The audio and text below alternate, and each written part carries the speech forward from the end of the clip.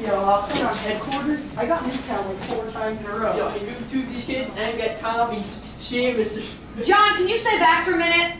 Sure, Mrs. Smith. I'd like to speak to you about something. Okay. Take a seat. Sure.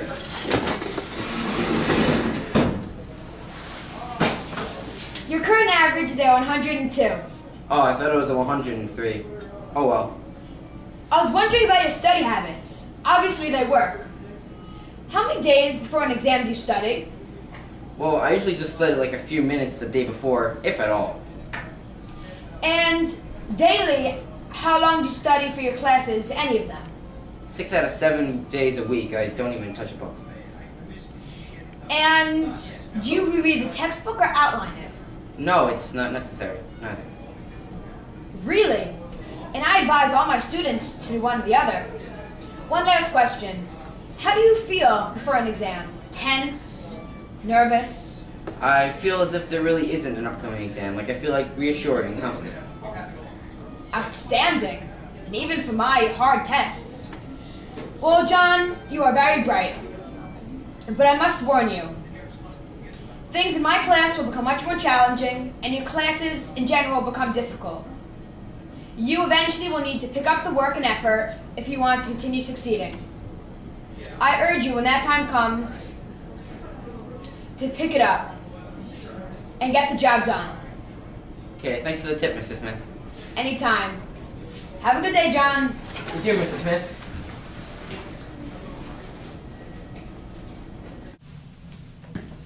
Hello, Mr. Smith. I'm Samuel Edwards, John's father. Nice to meet you. Sit down. So what brings you here tonight?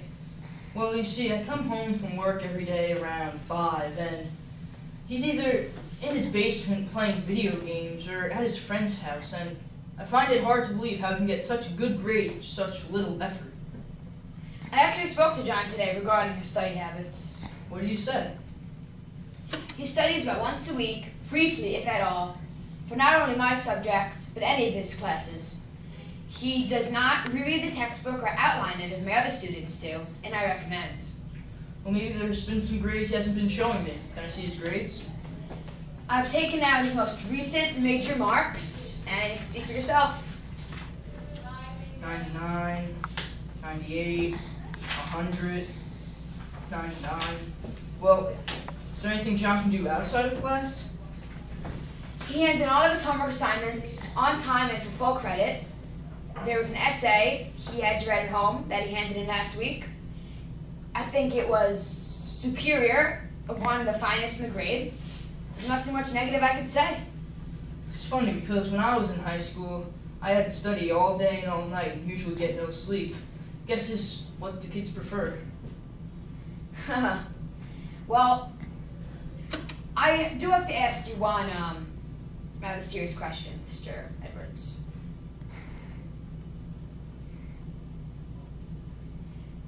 Do you know anything about if John ever cheats?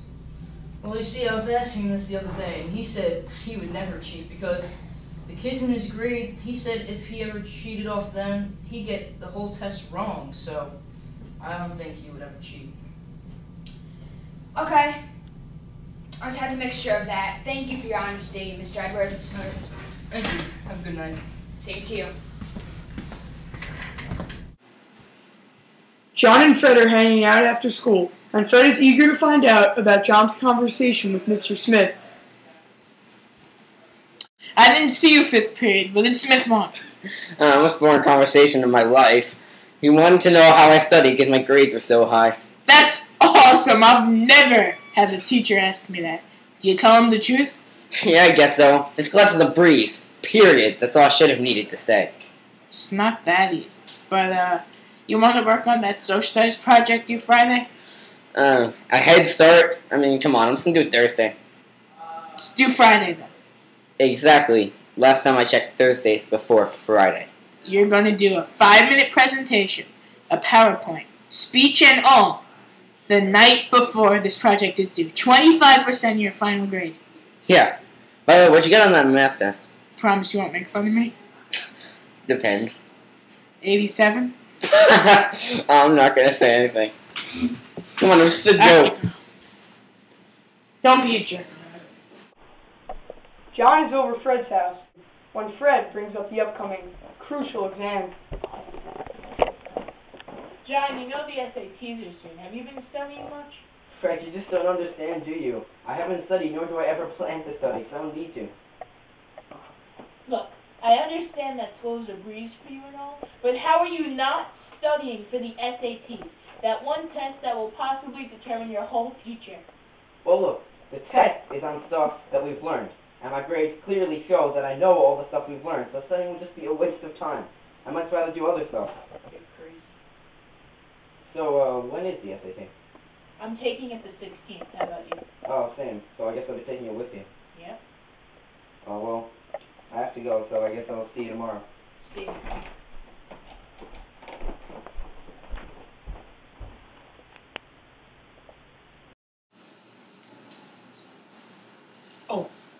Back at the Edwards household, John's father decided to question him about his work ethic. John, come down. I'd like to speak with you. Okay, be right down.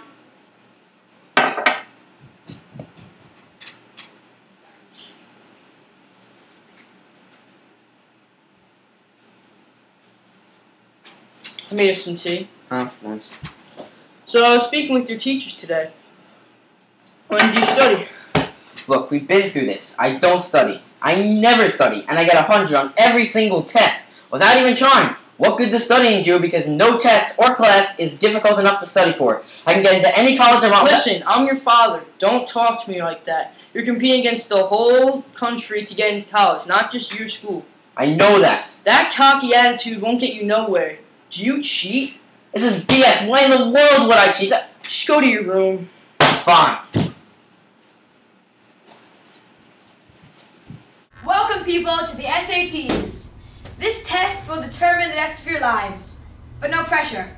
Yo, I didn't sleep at all last night. I'm scared.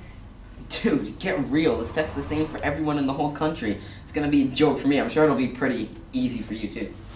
Let's begin the directions for taking the test. As you take it, bubble in your answers on a number 2 Scantron. Number 2 pencils may be used, and number 2 pencils only. Does everyone have a number 2 pencil? Yes? Good. Graphing calculators are not allowed. Does anyone have graphing calculators with them? No? Good. Jeez, hurry up. Excuse me, Mr. My name's John. John. You may begin the test.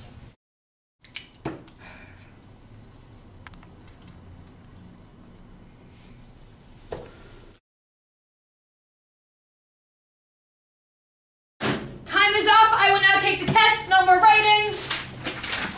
Yo, you want to go to Elegantes after?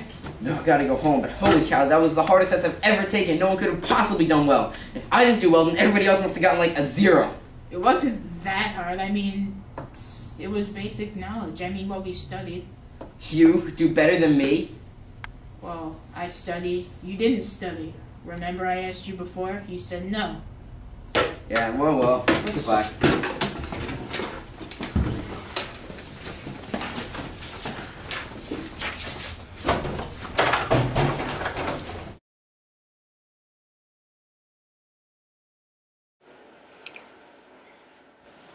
The day John has been dreading for weeks has finally arrived. The day he finds out his SAT score.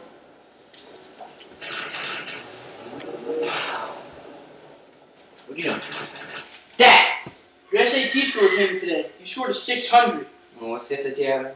2,400. How is this possible? The lowest I've ever gotten in my whole life is a 98. Well, you remember what Mr. Smith said? At some point, things will change. And if you want to get a good grade, you can't just sleep during class.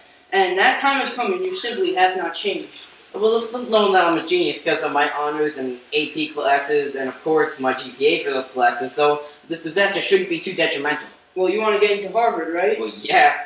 Well, to get into Harvard, you need a 2208. Your score of 600, well, that takes you completely out of getting into Harvard. So you pretty much ruined your life. Look, I don't want to listen to this. I'm the valedictorian. I might as well be the #1 student in the whole school and the whole county. We'll see.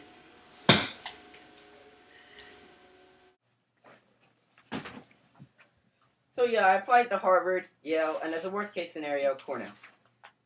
Well, your application is exceptional, but I must tell you that colleges are going to put a lot of weight on the SAT score, and I really think that you should apply to a less selective college.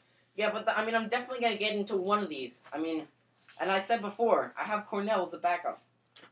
You have to look at the situation realistically, and have you thought about applying to Tufts or Michigan? They're good schools. Look, I don't understand this. No one's going to care about a dumb SAT score. I'm still going to get into Harvard or whatever college I want. I'm just looking out for your best interest, John. I'm done with this. Can I leave now? I'll take that as a yes. John couldn't quite grasp the idea that he had failed, and he still held on to the small glimmer of hope that he would find out he really was accepted to one of the schools he was hoping to attend. He paced the floor and watched for the mail to come out his front window every day. Finally, after a month, he realized that if he didn't apply to another college soon, he would not be going to college at all. He came to terms with the situation and applied to a less selective college. He was accepted into it and went. John was still very upset about the situation, but he knew there was no one to blame but himself. He still believed he was the smartest in his class, and he may have been, but he stopped saying it to others, and he didn't act like a show-off as much anymore. When looking back, he realized the outstanding potential he had, and that not taking advantage of it led to him not reaching what he was truly capable of. He had let himself, his family, and his teachers down, all because of his arrogance and neglect to study. Although there is nothing wrong with attending a non-Ivy League college, it is not what John was hoping his fate would be, and therefore, he had met his demise. Now, can you guess what our theme is?